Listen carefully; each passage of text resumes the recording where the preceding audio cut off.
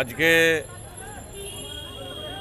আমাদের বাংলার মানবিক মুখ্যমন্ত্রী মমতা বন্দ্যোপাধ্যায়ের নির্দেশে আমরা ধুলিয়ান শহরে জাতীয়তাবাদী একটা মিছিল করলাম। যে সমস্ত বীর জওয়ান দেশের অখণ্ডতা, সার্বভৌমত্ব, ধর্মনিরপেক্ষতা রক্ষা করেন, নিজের জীবনকে উৎসর্গ করে নিজের জীবনের আত্মবলিদান দিয়ে শত্রুর বিরুদ্ধে লড়াই করেন, দেশের নিরাপত্তা দেয়, দেশের নাগরিকদের নিরাপত্তা দেয়, সেই সমস্ত দেশের বীর সেনাদের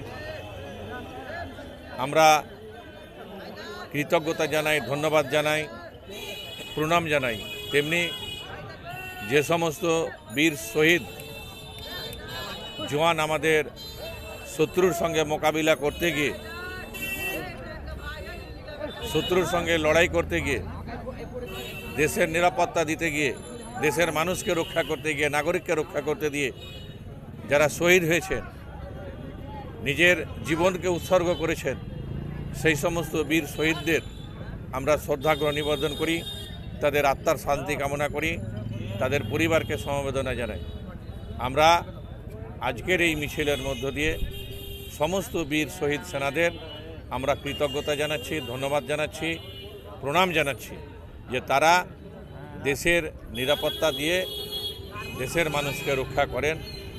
আজকে দেশের সমস্ত মানুষকে তাদের এই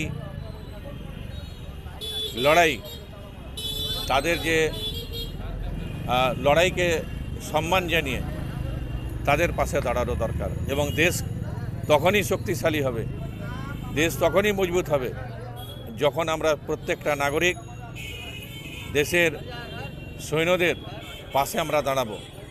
তখনই আমরা দেখব যে দেশের জন্য সেই সমস্ত বীর জওয়ানরা লড়াই করবেন এবং শত্রুপক্ষ পিছু হটতে বাধ্য হবে।